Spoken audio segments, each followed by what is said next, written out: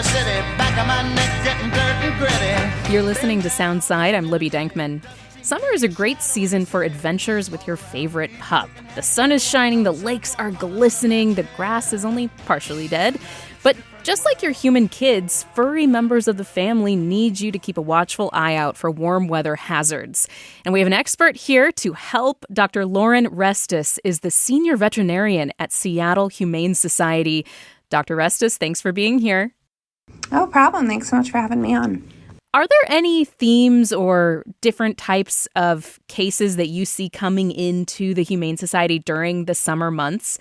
Probably the biggest thing for us is that summer months, we call it kitten season. And so we see a much higher population of kittens. It's kind of the time of year that all the mama cats start to give birth. And so we can see really vulnerable populations of small kittens that are coming to us from kind of all over. We have people that find kittens outside in their neighborhoods and bring them to us. And sometimes they're in rough shape and need some extra care and attention. And so I'd say that's probably the biggest thing for us.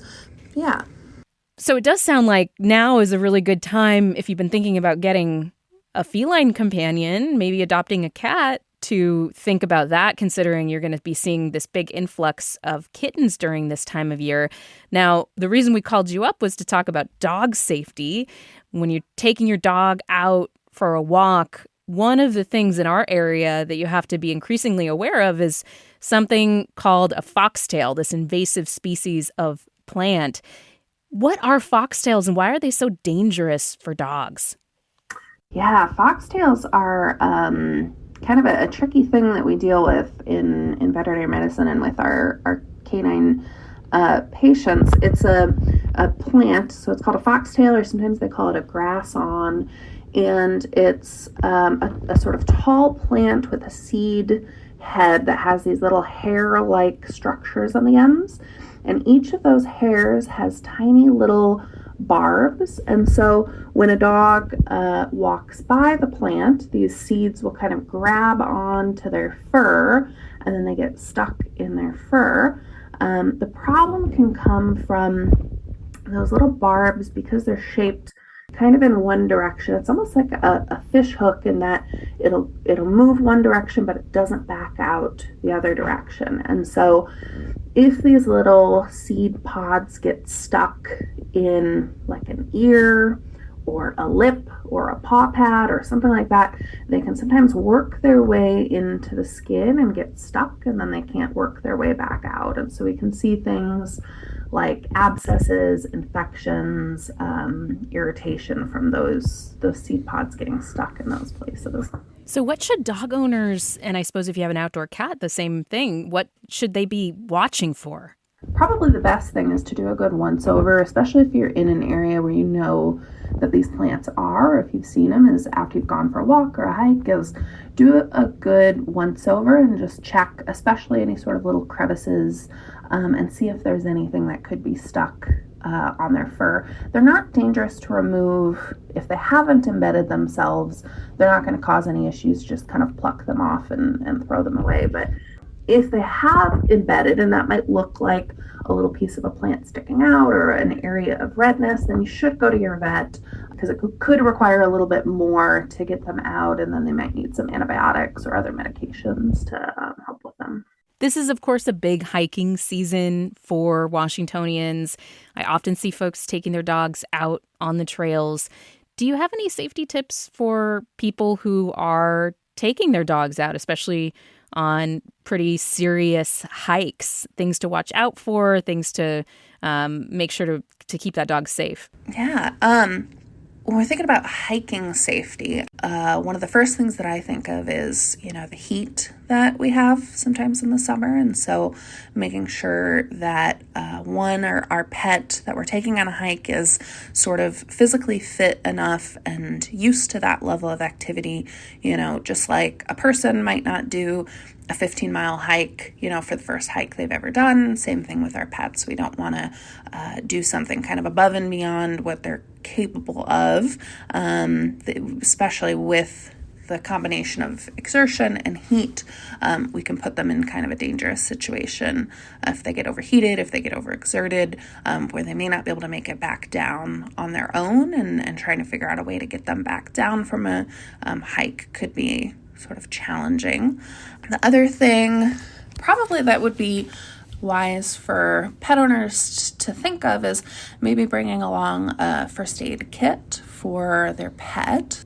And the AVMA does have a list of kind of a more complete list of like first aid items that you can think about including for something like a hike. So if pet owners wanted to look there, they could kind of decide what would make sense for them and whatever sort of activities they're doing. I've been seeing more and more dogs out with these booties, especially in the summertime, probably protecting them from hot concrete, hot pavement. What temperature do you think people need to start to be worried about protecting their dog's paws? Well, dogs have, sort of thick calluses in their paws. So their paws are a little hardier than maybe our bare feet are. But I think probably when we're getting in the 80, 85 zone, I would start to pay attention. If you put your hand on the pavement and hold it there for a few seconds and it's too hot for you, then I might start to think about, does my dog need something extra? Or, maybe we think about a shorter walk or a walk on the grass or something like that. And when it comes to higher temperatures, are there certain dogs that you really need to watch out for in the summer months? Yeah, particularly the brachycephalic breed. So French bulldogs, pugs, bulldogs, Pekingese, any dog that has a short nose, a flattened face, they can be much more susceptible to things like heat stroke. And so making sure those dogs in particular maybe have shortened walks or stay inside with fans and air conditioning, extra water. Why are they more susceptible? So they can have narrowed, what's the nasal opening is called an areas. They can have a narrowed nasal opening, so they're not able to get in as much air, as much oxygen. And then also the shortened nose, part of the function of the nose is to sort of cool the air that we breathe. And so when we have a shorter nose, there's just less space for that air to get cooled down. And so they can be more susceptible to kind of the heat from that and absorbing that heat. Dr. Lauren Restis, Senior Veterinarian at Seattle's Humane Society, thank you very much for being here. Yeah, thank you so much for having me. I appreciate it. Thanks for listening to Soundside. By the way, this show is only possible because listeners support us. If you are able to give right now, check out the show notes for a link to donate. And don't forget, you can listen live on KUOW 94.9 FM Seattle at noon and 8 p.m. Monday through Thursday, or anytime online at KUOW.org.